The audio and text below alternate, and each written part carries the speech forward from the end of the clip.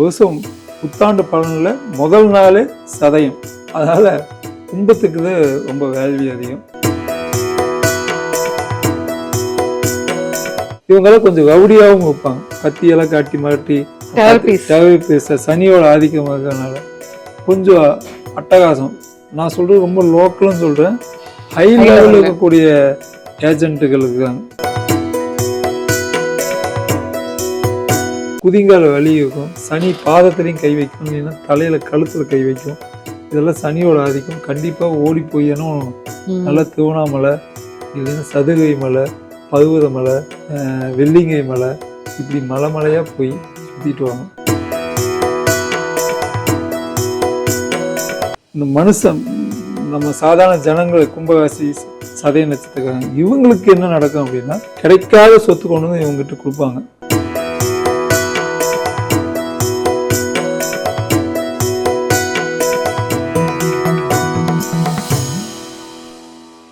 மாயவரம் பக்தி தமிழ் நேயர்களுக்கு அன்பார்ந்த வணக்கம். நான் உங்கள் விஜய் டீனா. இன்றைய நேர்காணல்ல நம்ம கூட பிரபல அமாவாசை ஜோதிடர் பொன்முடி சார் இருக்காரு. வணக்கம் சார். வணக்கங்க சார். பொதுவா பாத்தீங்கன்னா இந்த தமிழ் புத்தாண்டு அப்படின்னாலே மக்கள் மத்தியில ஒரு பெரும் எதிர்பார்ப்புகள் இருக்கும். அது குறிப்பிட்டு இந்த தமிழ் புத்தாண்டு 12 ராசிகளுக்கு எப்படி இருக்கும் அப்படின்னு தெரிஞ்சுக்கிறதுல ஒவ்வொரு ராசிக்காரர்களுமே தனித்துவமா நிறைய அக்கறை காட்டுவாங்க. ஸோ அந்த வகையில அடுத்ததா கும்பராசி நேயர்களுக்கு எப்படி இருக்கும்னு பார்க்கலாம். எப்படி சார் இருக்கும்? கும்பம் 7 நடக்குது, இருந்தாலும் அவிட்டம் சதயம் புரட்டாதி. இப்ப சதயம் தான் இந்த வருஷமே விடியுது, அவங்கதான் எஸ்கேப். இந்த இந்த வருஷம் புத்தாண்டு பலனில் முதல் நாளே சதயம். அதனால கும்பத்துக்கு ரொம்ப வேல்வி அதிகம். இருக்கிற எல்லா கோயிலுக்கும் ஏன் இன்னும் நிறைய கோயில் புதுசாக கண்டுபிடிப்பாங்க. நிறைய கோயில்களில் கும்ப அபிஷேகம் பண்ணுவாங்க, கும்பகோணம் பண்ணுவாங்க, இல்லைன்னா 12 வருஷத்துக்கு ஒரு தடவை மாற்றுவாங்க. புது கோயில்களை தேடி கண்டுபிடிப்பாங்க.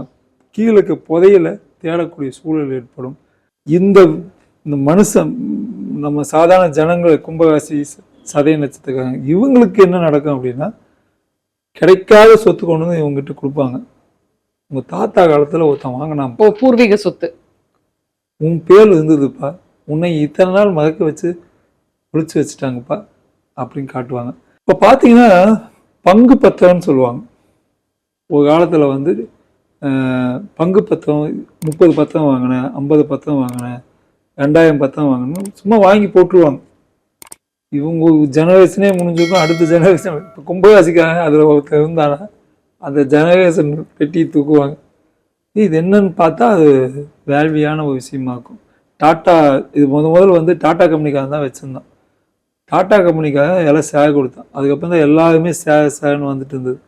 இப்போ ஷேர் மார்க்கெட்டே ஆகி அது பெரிய லெவலுக்கு இது ஆகிக்குது. இவங்களுக்கு அது மாதிரி துறையில் வருமானங்கள் வரும். அதுக்காக ஓடி ஓடி போய் ஊராஞ்சொத்தையெல்லாம் வாங்கிட்டு போய் செய்ய முடியாது. இவனே உழைச்சி செஞ்சாலும் இது நிற்கும். சில சதயம் அப்படி பண்ணாது. இந்த போட்டாதி நட்சத்திரக்காரங்களாம் என்ன பண்ணுவாங்கன்னா, அடுத்தவன் சொத்து மேலே ஆசைப்படுவாங்க. சிங்கம் அப்படித்தான், அப்படின்னு போய் அவங்க சிங்கம் என்ன பண்ணணும்னா, கஷ்டப்பட்டாலாம் அடிக்காது, அடிச்சதை போய் சாப்பிட்டு வந்துடும்.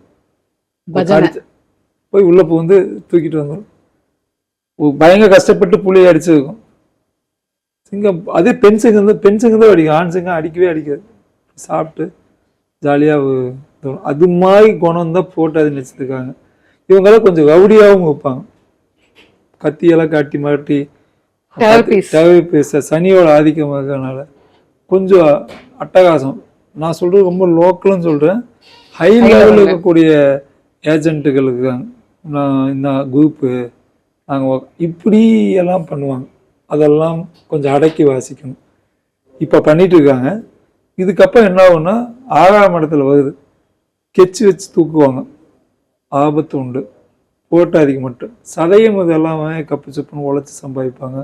தான் உண்டு தன் வழி உண்டுன்னு வைப்பாங்க. இந்த போட்டாதி நட்சத்திரக்காரங்க மட்டும்தான் கொஞ்சம் புத்தி மட்டிடும். அதனால சிங்கம் வச்ச சாமி, காளி இந்த மாதிரி எல்லாம் கும்பிட்டா அவங்க தப்பிப்பாங்க. இல்லைன்னா உங்களுக்கு கெச்சு போட்டு எடுக்கக்கூடிய சூழலும். இது அதிகாரியா இருந்தாலும் கெச்சு போட்டு தூக்குவாங்க. அதனால 6ஆம் இடம் சத்துரு, வியாதி, கடன், இது எதுவுமே இல்லாட்டியும் கூட வியாதி வந்துடும். இது அதுவும் இல்லாட்டி கடன் வந்துடும். அதனால ரொம்ப ரொம்ப ஜாக்கிரதையா ஜூன், ஜூலை, ஆகஸ்ட், செப்டம்பர்லாம் ரொம்ப ஜாக்கிரதையா இருக்கணும். கடன் வாங்கக்கூடாது, கடன் கொடுக்கக்கூடாது, ஜாமீன் ஏற்றக்கூடாது, நான் உன்னை வகை பார்ப்பேன்னு சொல்லக்கூடாது, கள்ள தொடர்பு வச்சுக்கக்கூடாது, கள்ள தொடர்போட இவங்க சும்மா கூட்டணிக்கு போய் நிற்கக்கூடாது. இப்படியெல்லாம் இருந்தால் இவங்களை தேடி போலீஸ் வரும், ஜாக்கிரதை. ஓகே, இப்ப இவங்க வந்து தொழில் செய்யணும், இல்ல வந்து இருக்கிற வேலையை தக்க வச்சுக்கணும். ஒழுங்கா அடிமை வேலை பண்ணிட்டு கம்முன்னு வீட்டில் சாப்பிட்டு உட்காந்தா கூட நிம்மதி.